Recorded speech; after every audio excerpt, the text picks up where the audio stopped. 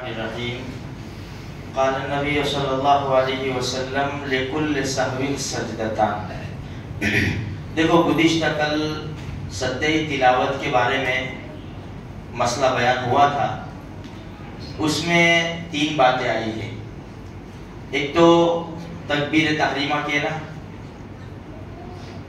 دوسرا سجدے میں جا کر جانے کے بعد التحیات پڑھنا سجدہ کرنے کے بعد، اور تیسرا سلام پھیرنا۔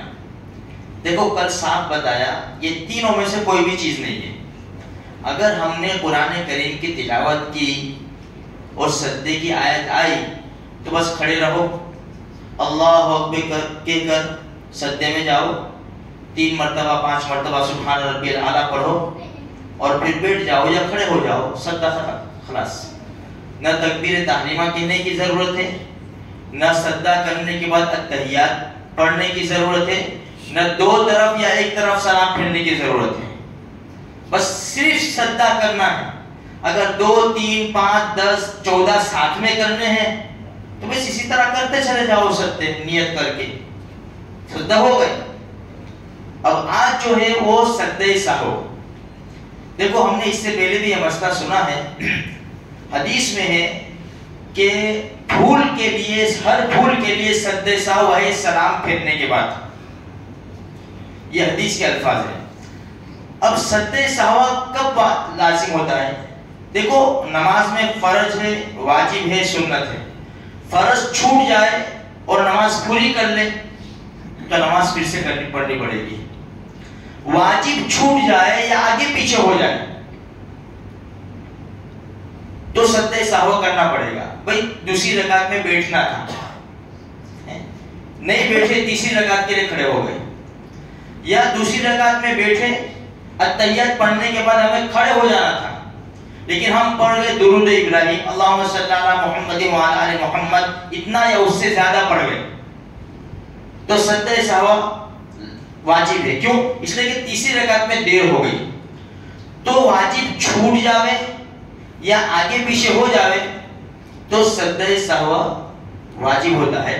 سجدہ سہو کا طریقہ یہ ہے کہ اخیری قاعدے میں ہم بیٹھیں گے، جب سلام پھیرنا ہوتا ہے اخیری قاعدے میں بیٹھیں گے، التحیات پڑھیں گے۔ دیکھو میں التحیات پڑھتا ہوں، ذرا سن لو۔ التحیات تو نہیں ہے، التحیات للہ وسلم کیسا ہے؟ التحیات ہے، التحیات للہ والصلوات والطیبات، السلام علیکہ ایہا النبی ورحمۃ اللہ وبرکاتہ، السلام علینا وعلی عباد اللہ الصالحین، اشہد ان لا الہ الا اللہ واشہد ان محمدا عبدہ ورسولہ۔ اتنا پڑھا، ایک طرف سلام پھیرنا ہے، السلام علیکم، ایک ہی طرف، داہنی طرف۔ پھر 2 سجدے کرنے ہیں، جس طرح نماز پڑھتے 2 سجدے کرنے ہیں۔ 2 سجدے کے بعد جب واپس بیٹھیں گے نا، پھر سے التحیات پڑھنی ہے، پھر سے التحیات، درود ابراہیم، دعائے معذورہ، پھر سلام پھیرنا ہے، ہماری نماز ہو جائے گی۔ سجدہ سہو سے ہماری نماز مکمل ہو جائے گی۔ اچھا ہم امام کے پیچھے نماز پڑھ رہے تو امام کا فالو کریں گے، جس طرح امام کرتا ہے اس طرح کریں گے، لیکن رکعت چلی گئی ہماری، 1-2 رکعت چلی گئی ہماری، تو اب امام جب سجدہ سہو کے لیے سلام پھیرے گا نا تو یہ مقتدی جو ہے نا، جس کی رکعت گئی ہے، وہ امام کے ساتھ سلام نہیں پھیرے گا۔ کیوں؟ اس لیے اس کو تو آگے جانا ہے نا، وہ سلام نہیں پھیرے گا۔ اگر بھول سے سلام پھیر دیا، بھول سے، تو اس کو بھی اخیر میں سجدہ سہو کرنا پڑے گا۔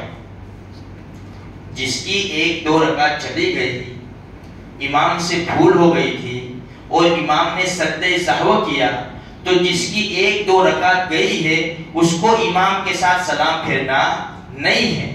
لیکن اگر بھول سے سلام پھیر دیا تو کیا کرنا پڑے گا؟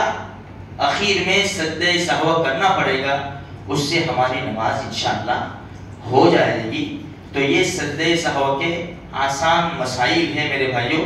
سنت چھوٹ جاوے تو اس سے سجدہ سہو نہیں ہے، فرض چھوٹ جاوے تو نماز ہی پھر سے پڑھنی پڑے گی، واجب چھوٹ جاوے یا آگے پیچھے ہو جاوے تو پھر ہم کیا کرنا پڑے گا؟ سجدے سہو کرنا پڑے گا.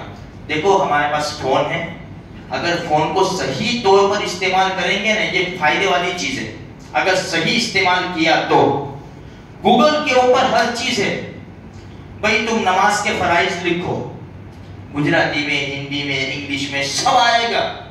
نماز کے فرائض لکھو تو پورا لسٹ آ جائے گا. نماز میں کون سی چیزیں فرض ہے. اب یہ فرض یاد کر لینے کے کہ یہ چھوٹ جاوے تو نمازیں نہیں ہوتی. نماز کے واجبات لکھو, نماز میں کون سی چیزیں واجب ہے. بہت آسان ہے. حقیقت تو یہ ہے کہ کسی مولوی صاحب کے پاس, امام صاحب کے پاس ہم سیکھے کوئی, لیکن اگر چلو نہیں ہے تو آخری درجہ تو یہ ہے ہمارے پاس. کسی مولوی صاحب کو بتا دے دیکھو یہ برابر پڑھ سب, یہ فرض ہے, واجب ہے, سنت ہے, سب برابر.